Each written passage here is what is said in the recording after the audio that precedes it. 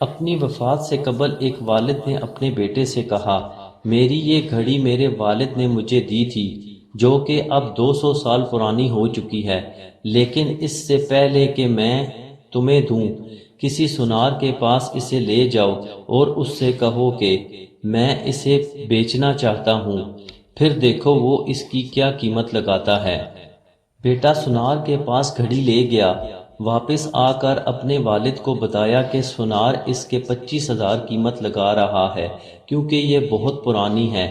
والد نے کہا، اب گروی رکھنے والے کے پاس جاؤ۔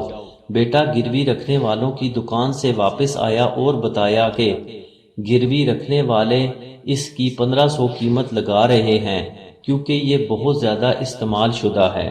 اس پر والد نے بیٹے سے کہا کہ اب عجائب گھر جاؤ اور انہیں یہ گھڑی دکھاؤ۔